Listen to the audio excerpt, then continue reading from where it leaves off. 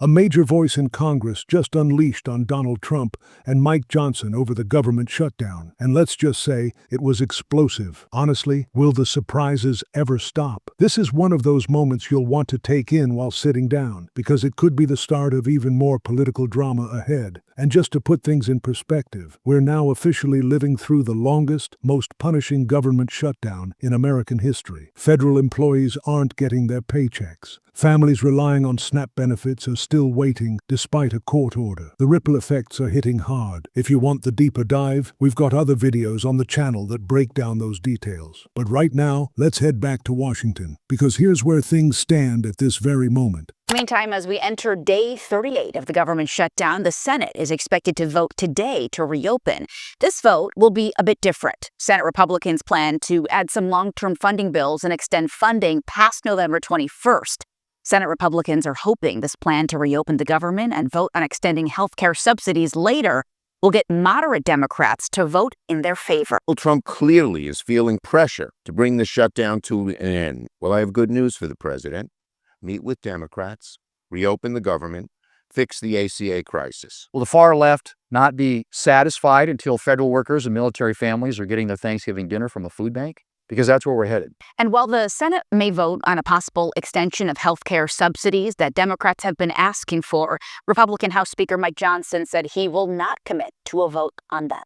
So here's the bottom line. Not much has changed when it comes to ending this shutdown. And if that leaves you frustrated, you're definitely not alone. Part of the problem is that Speaker Mike Johnson has kept the House in recess ever since this shutdown began, sidestepping a vote that could restore healthcare subsidies. Meanwhile, over in the Senate, there's been talk of patching things up with a short-term budget extension or even reconciliation. But as of right now, none of those options look promising. And here's the twist. Even Republicans are showing signs of anger. In fact, earlier this week, Marjorie Taylor Greene, yes, you heard that right, ended up sounding like the voice of reason during her appearance on The View. And the worst thing that I just can't get over is we're not working right now.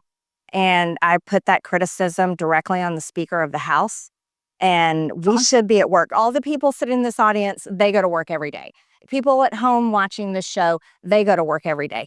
Ladies, you go to work every day, the people on your set, and it is an embarrassment to me that we're not in session. And here's the twist. The lawmaker once branded as one of the most unpredictable voices in Congress suddenly sounded reasonable, even empathetic. Don't change the channel just yet, because that appearance is being talked about as part of what some are calling her revenge tour. Personally, it almost feels more like a sanity tour. On this issue, she's not just making noise, she's actually right. Right about the shutdown, right about Trump's role in it, and right about Speaker Johnson's weak leadership. And instead of backing off, she's turning up the pressure. Just last night on CNN, she went after Trump, Johnson, and the entire shutdown fiasco, urging her colleagues to stop the posturing and actually sit down to negotiate. This next clip runs a little longer, so settle in. It's worth watching all the way through.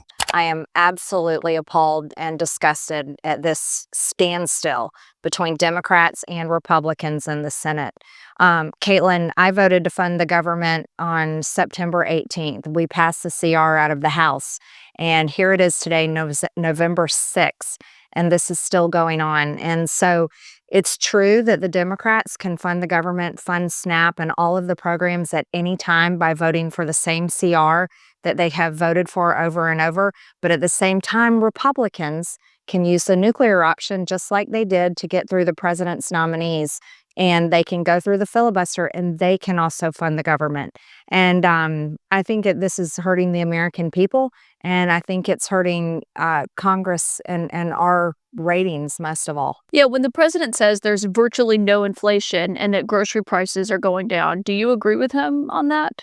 No, I go to the grocery store myself. Grocery prices remain high. Energy prices are high. My electricity bills are higher here in Washington, D.C. at my apartment, and they're also higher at my house in Rome, Georgia, higher than they were a year ago. Americans know that Republicans control the House and the Senate, and they're looking and going, well, why are you shut down? And also, I'll go back to this. Senate Republicans can use the nuclear option and override the filibuster and open up this country today. And so I put blame on both Republicans and Democrats for basically, Caitlin, I can't say it on CNN, but it's basically a you-know-what measuring contest between the men in leadership, and I think the country is sick and tired of it.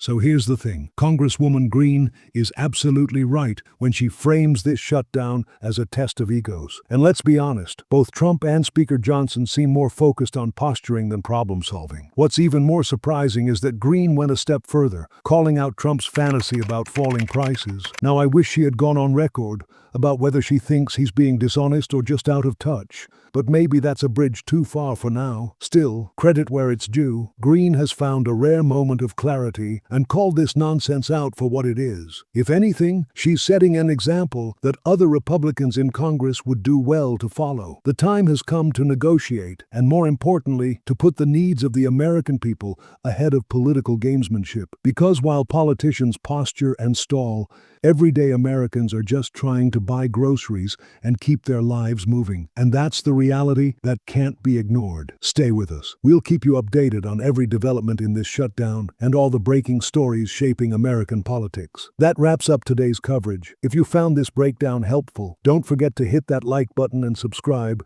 so you never miss the latest updates. And remember, you can always check out our other videos for deeper insights into the stories shaping our world. Thanks for watching, and we'll see you next time.